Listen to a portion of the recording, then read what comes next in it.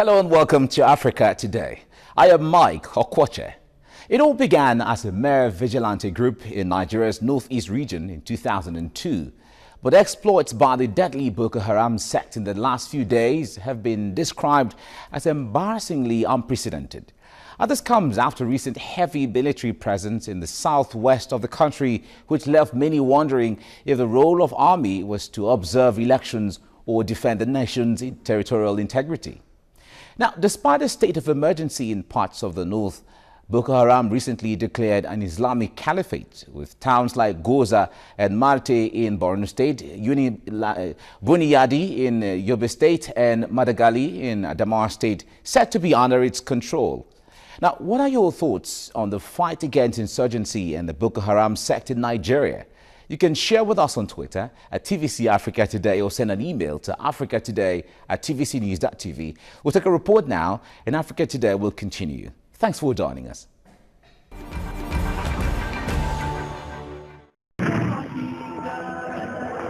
Activities of the Boko Haram insurgents took a new dimension earlier this week when its leader, in a video, said the northeast town of Goza, seized by his men, is now under an Islamic Caliphate. الحمد لله الذي نصر إخواننا في غوزة وجعلها دولة من دول الإسلام. الحمد لله. The humiliation of the Nigerian army by the terrorists in the troubled northeast apparently led to 480 Nigerian servicemen fleeing to Cameroon, following fierce fighting with Boko Haram men. This claim has been refuted by the Nigerian military, which claimed that the soldiers merely strayed into Cameroon in pursuit of insurgents. Mahmoud Uthman, a delegate at the just concluded national conference, called for greater efforts from the government to end Boko Haram's killing spree. The morale is very low. And the sooner our Nigerian rulers accept this reality and start doing something serious about it, the better. The idea of accusing one organization after the other, somebody doesn't like them, somebody is after them, is all mischief making. Last week, a group of 40 soldiers allegedly refused to follow orders to go and fight insurgents, arguing that the militants were better equipped. Joe Ikpoyi, the spokesman of the All Progressive Congress in Lagos, described as worrisome the insurgency. He advised the government to seek foreign military assistance. You should ask for help. We've said it before. No, it's gone beyond that. They need to be helped. They need to be encouraged. They have lost morale. Since 2009, the insurgents have waged a campaign of terror against the Nigerian state and have already killed more than 12,000 people. Amina Hamid, Africa Today. All right, claims and counterclaims continue to trail the news that about 480 Nigerian soldiers fled to Cameroon to avoid fighting Boko Haram. And after Cameroonian officials confirmed the incident, the Nigerian military sources say the soldiers were only involved in a tactical maneuver. Now, joining us on Africa Today, we have retired Major Debo Basharung, a former Nigerian military officer. You're welcome to Africa Today. Oh, it's a pleasure. Really good to see you. Nice meeting you. All right, and on film we'll be having retired Colonel Stan Labo from Benin City in the south of Nigeria. All right, let's start it this way. When everything in this insurgency started, we hear that Boko Haram stands for Western education is sinful, or is sacrilege, as the case may be, and they were trying to fight against Western education. Now it seems the agenda has changed into the issue of getting a state of their own, as the case may be. What's your analysis from that until now? Well, it looks like they are not focused. Initially, they started with this education is haram, that kind of thing, but now they've changed. They say they've heard what is going on in other parts of the world. So they want to belong to that terrorist organization that is widespread all over the world. But I think our problem is how to check them. Every hand should be on deck, and the last report that I had about soldiers fleeing to Cameroon, well, there's something during an operation they call fog of war. Okay. You see, their being in Cameroon may not be deliberate. Okay. And that is why training is very essential. At every segment of the military life, you keep training. Take for instance, if they have a commander who cannot plot his direction very well, I'm talking of map reading now, the soldiers can get lost and they can get into the enemy territory. But luckily this time around, they ran into the friendly territory, and that's why they were not killed. If it were to be the enemy territory, all of them will be shot. Okay. And that is it. All right. When reports say that some of the 480 soldiers defected to Cameroon. Now, the army authorities say no, it's a tactical maneuver. What's the difference between defecting and a tactical maneuver, for instance? Well, I think the choice of words is what is operational here. Okay. Tactical maneuver, I don't want to be the spokesperson for the spokesperson. I just wanted to break it down for us to understand. But tactical maneuver could encompass so many things. Okay. Like what I tried to illustrate initially about, you missing your place where you are supposed to go. Okay. And maybe that's what it's referring to. But one thing I can tell you is that it could happen in any operation. It happened in Iraq, it happened in Afghanistan to American soldiers who are even better trained. So it could happen here. But that's not to say I'm backing up what the Defense Information Officer has said, that they didn't defect. But as of this morning, sources that are very reliable, that I contacted within the military circles, confirm those soldiers are back on Nigerian soil. Exactly. So it could be a situation whereby the fog of war made them lose their orientation, and maybe that's what happened. All right. Now, we hear of situations where Boko Haram overran police barracks and even military barracks and in the northeast, as the case may be. Now, what does this tell of the military capacity of Nigeria? It's a big embarrassment. I mean, the last I heard was these people hoisting their flag somewhere. It's a big embarrassment to the military. And I will call on those who are in authority to do a rethink of what is the strategies that they're employing to fight these people. Because it's a huge embarrassment. There's nothing, nobody can explain it, that they've gone to that extent, not even merely overrunning barracks and that kind of thing. And for goodness sake, that is a war zone. These are states where emergency has been declared. They have been declared, and you expect such a thing not to happen. God forbid, if it happens in some other states that are relatively peaceful, one would not say, oh, okay, we weren't expecting it. But these are the war zones. Why that should happen is a big question mark on the military.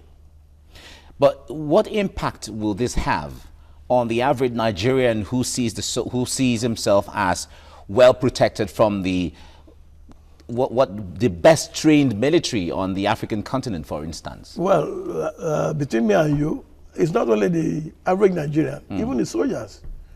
The morale is nothing to write home about. If you are a soldier, you are not an infantry soldier or whatever you may be, and you are engaged in combat like that, and things like this start to happen. I mean, it's a thing of the mind. Okay. You start questioning what the commanders are doing to put you in such a precarious situation. Okay.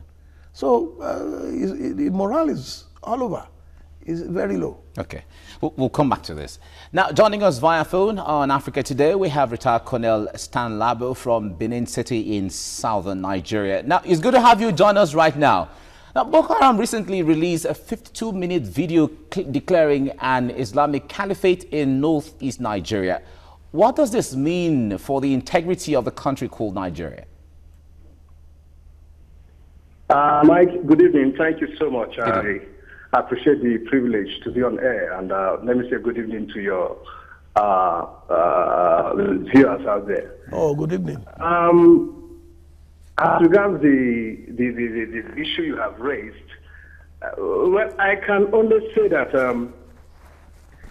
the consequences for this have to do with where the populace is able to, absorb the entire shock of seeing a situation where a attack terrorist group like Boko Haram takes over part of our national territory and even hosts its flag and things like that. But I would want us to understand it against the background of how much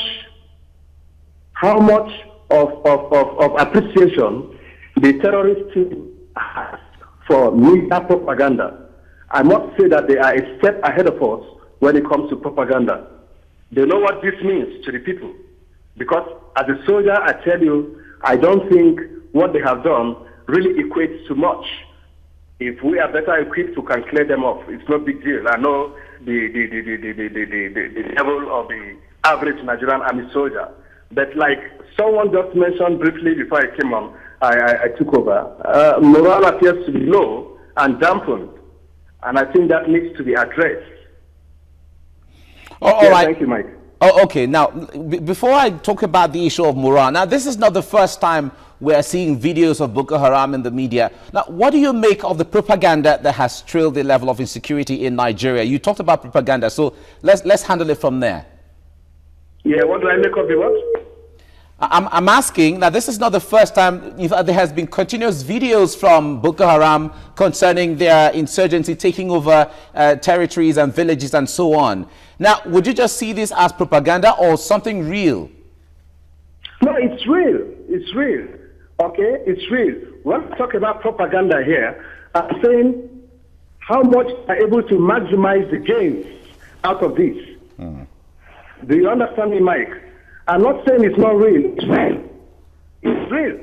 And we need to just re-strategize, reorganize ourselves, and make sure we are able to dislodge them from all these locations. It's real. And they are making very good advantage of the propaganda aspect of it all. Okay. We'll come back to you. Just stay online. We'll come back to you again.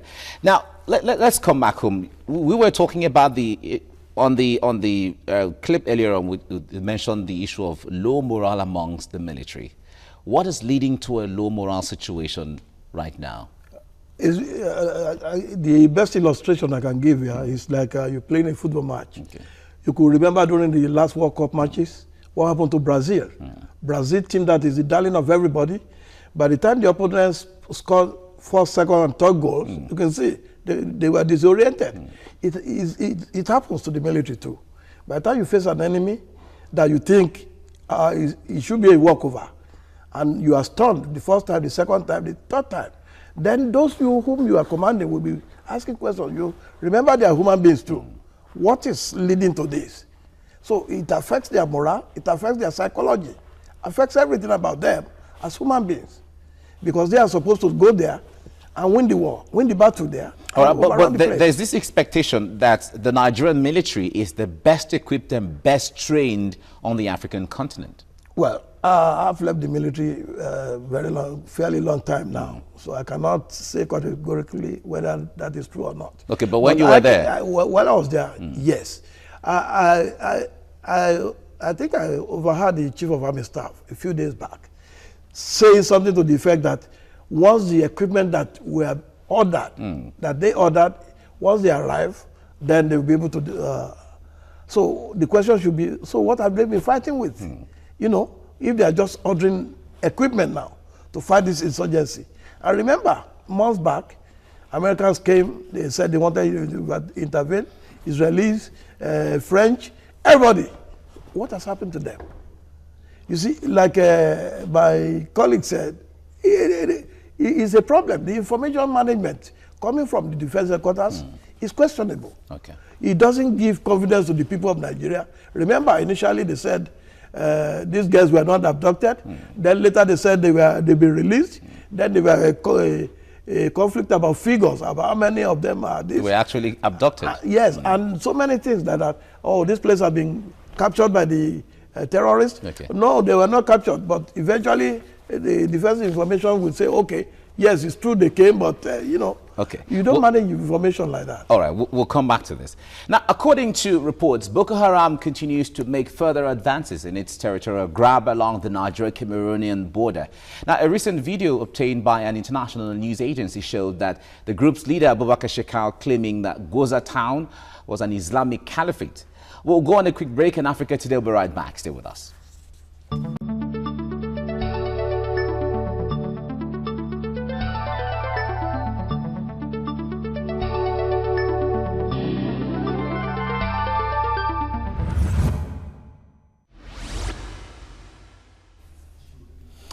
All right, many months after a military offensive began in the northeast, the Nigerian military is now believed to be on the defensive. Now, critics say the lack of adequate weapons for troops may have hampered counterinsurgency efforts. Now, we still have Colonel Stan Labo online. Now, if you can hear me now, the military has rejected the claims by Boko Haram saying the nation's sovereignty is still intact. Now, how would you react to this in the light of what is going on in the northeast? You see, it boils down to the issue of a deficit in equipment holding on the part of the Nigerian military forces. Frankly speaking, like I have always said on several platforms I've had the privilege to speak on, our inability as a nation to have sustained equipment supplies to the military, enhanced on funding to the military to enable it maintain its delivery capacity, is today impacting on the way we are facing the insurgency. We have neglected our military for too long. We have not been able to equip them for reasons better known to the politicians. Mr. President, in his last media brief, was able to tell the nation that for 12 years the military had not been equipped.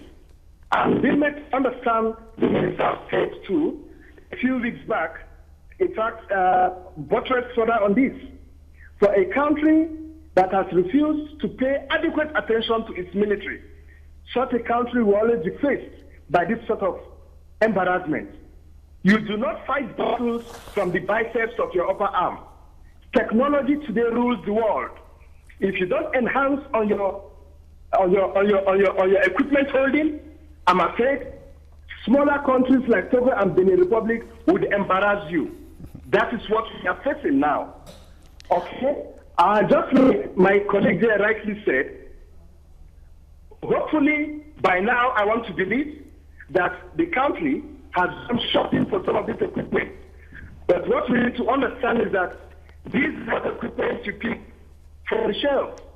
You go discuss with manufacturers, discuss, you know, the specific configurations you want and so on.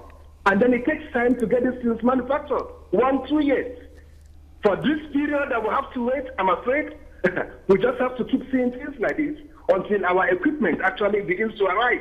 And then we begin to enhance our delivery, our combat delivery capacity on ground. Okay. Thank you very much thank you very much. That's so much we can take right now. Thank you for joining us on Africa Today. Now, let's come back to this. How grievous, within the military circle, how grievous an offense it is when a soldier or a group of soldiers refuse to fight because they claim they don't have enough weapons or they're not well equipped? Well, it's the most grievous offense to say you disobey an order, at least a lawful order, which this one is. If it's true that they disobeyed an order, it's a lawful order given to them because they volunteer. This is a volunteer army now. They volunteer to join the army. They are not conscripted. So there's a difference between it, based on religion or whatever. They went in and said, well, I want to become a soldier. And now if they are giving lawful orders, they cannot, you can't even fathom it during that time. You can't. This is what, in a way, there's something we call mission creep in the military during operation. It means you allow something small to happen and you don't address it. It gets bigger. That's why in the military, they don't spare anybody. If you commit a small offense, they take it very serious. But now we can see with the influence of politics into the military and that kind of thing, everything is, I remember that these people are Nigerians too. You see, what I think my colleague was alluding to was the fact that the corruption has cut across. Let's face it. I'm not trying to put down the military or anything, but the fact is that soldiers are Nigerians too. So the overall effect of what is happening on the political side is gradually creeping into the military. And that's why you have this issue of equipment. He has rightly identified that since all these years, we haven't got the right equipment, or what are they talking about? What has happened to all the budgeting we've been making? Where's the money gone? You see, there's no mechanism to actually tell what is going on now. Those of us who have served before We just sit down and look, and we shake our heads. This is not the army we thought we would leave behind. All right.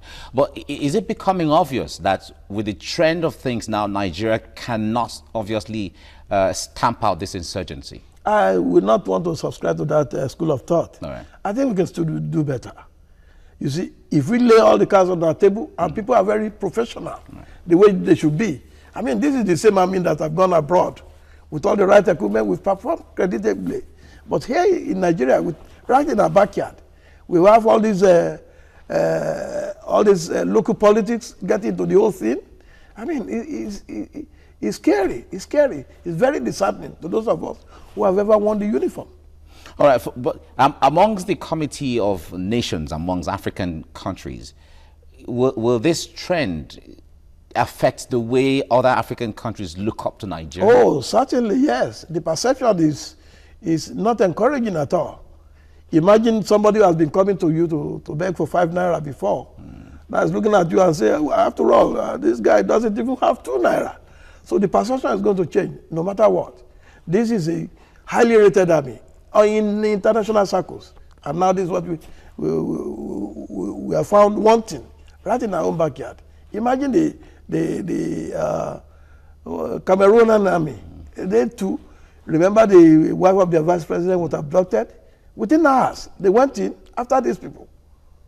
And they recovered this woman. They rescued her and destroyed those who took part in that raid. This issue of Boko Haram, by the time those guys were abducted, it took us about 2 weeks before even we could acknowledge that these guys were missing. So at that Nigeria time, things have gone from bad to worse. And if care is not taken, this is the type of thing unless our military and political leaders have to sit down and really, buckle up and see that things are done right. All right. Now, if steps have to be taken now, what will the steps be in putting this thing right? Like putting a round peg in a round hole. The army the armed forces as it is. Well, when it gets to a particular stage, politics will come in and so on. And who gets what position?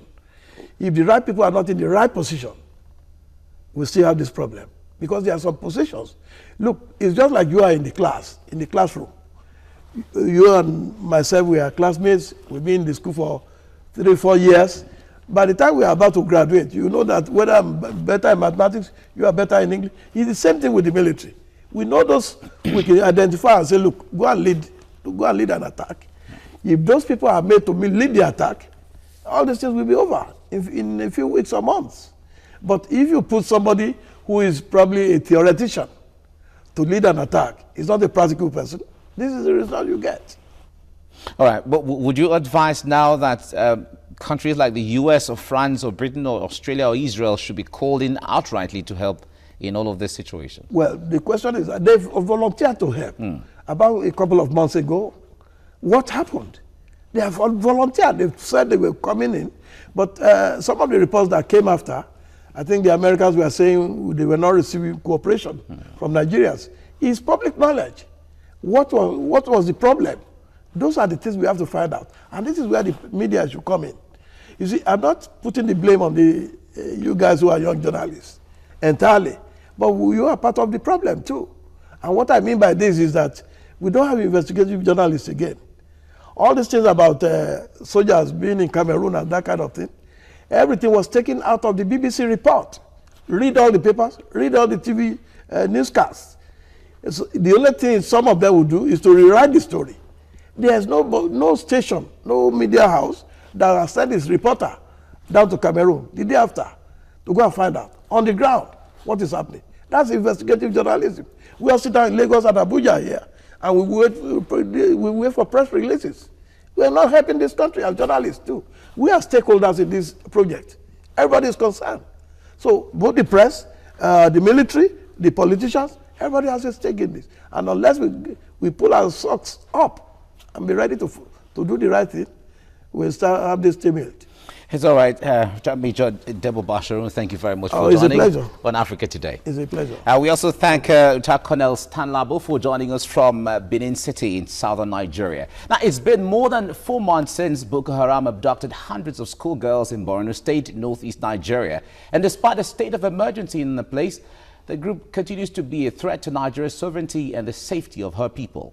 Now, critics say beyond condemning terror and consoling the affected, leaders must take off their shades of politics, inspire the military, and tackle insurgency by all means possible. And that's our show for today. Join us next time for another episode of the program. I am Mike Okwoche, and remember, this is Africa. Bye for now.